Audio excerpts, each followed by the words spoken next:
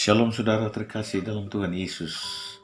Marilah kita menyimak bersama seri ke-26, penggalian dan pembahasan surat Kolose.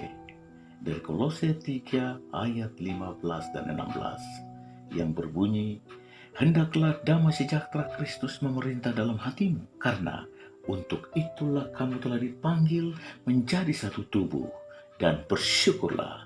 Hendaklah perkataan Kristus diam dengan segala kekayaannya di antara kamu, sehingga kamu dengan segala hikmat mengajar dan menegur seorang akan yang lain, dan sambil menyanyikan mazmur dan puji-pujian dan nyanyian rohani, kamu mengucap syukur kepada Allah di dalam hatimu."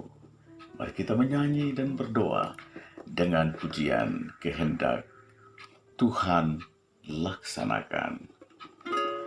Kehendak Tuhan laksanakan, ku tanah liat kau penjunan, bentuklah aku sesukamu, aku menunggu di kakimu. Kehendak Tuhan laksanakan, tilik hatiku dan sucikan, di hadirat-Mu ku berserah, Yesus Tuhanku, oh terimalah. Amin. Sungguhnya pujian tadi merupakan doa agar hidup kita dibentuk oleh Sang Penjunan menjadi pribadi yang sesuai dengan kehendaknya. Dengan menilik hati kita dan menyucikan kita, maka kita akan selalu diterima oleh Bapa Surgawi. Haleluya. Judul renungan kita adalah indahnya kehendak Allah. Indahnya kehendak Allah.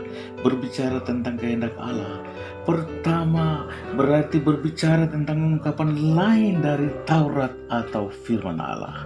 Kedua, kehendak Allah bersangkut paut atau bertalian dengan segala sesuatu yang diinginkan Allah bagi umatnya agar tidak terjatuh dan tidak terpisah dari anugerah Allah. Ketiga, kehendak Allah mengacu pada apa yang diizinkan Allah dan dibiarkannya terjadi, termasuk hal-hal yang merusak dan melanggar kehendak Allah, yang di dalamnya orang percaya diproses untuk memperoleh kemurnian iman dan harapnya pada Tuhan.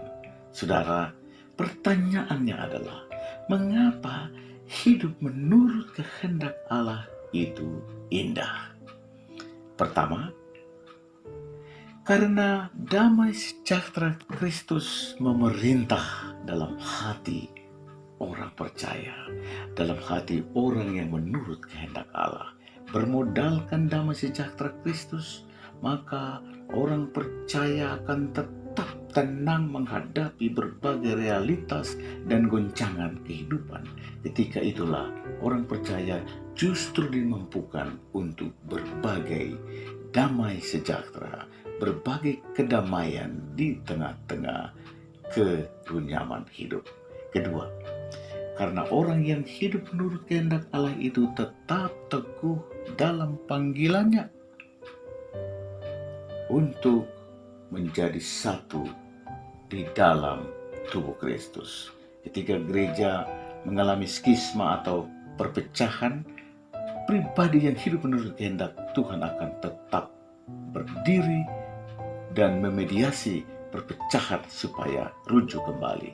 Jika gereja sedang ada di dalam perpecahan, sesungguhnya ini menjadi pertanyaan dan juga pertanda, apakah memang gereja Tuhan hari ini yang suka terpecah-pecah ini masih hidup di dalam kehendak Tuhan? Jika demikian, Introspeksi diri adalah sesuatu jalan yang penting bagi gereja supaya tetap bersatu di dalam Tuhan. Ketiga, karena orang yang hidup menurut kehendak Allah dimampukan untuk terus bersyukur dan bersyukur. Bersyukur di dalam suka, bersyukur di dalam duka, bersyukur ketika kalah dan terpuruk, bersyukur juga ketika menang dan dimuliakan. Keempat, karena perkataan Kristus itu berdiam dengan segala kekayaannya di antara orang yang hidup menurut kehendak Allah. Dengan kekayaan perkataan Kristus itulah orang percaya menyatakan kasih setia dan kuasa Kristus di tengah-tengah dunia. Karena dengan hidup menurut kehendak Allah, orang percaya justru dimampukan untuk mengajarkan orang di dalam kebenaran dan menegur orang di dalam kesalahannya untuk berbalik dan bertobat. Lalu yang keenam, orang yang hidup menurut kehendak Allah diberi hati yang penuh sukacita untuk menyanyikan mazmur, puji-pujian, dan nyanyian rohani, sehingga dengan demikian lagu-lagu pujiannya mampu membangun rohani yang runtuh. Dengan puji-pujiannya mampu menguatkan yang lemah.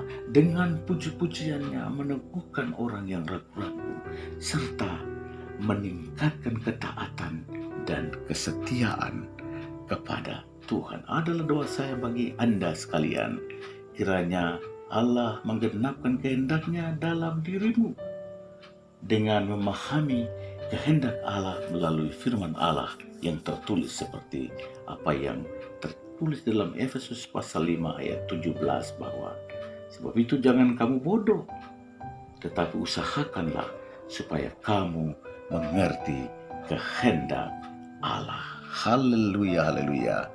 Amin.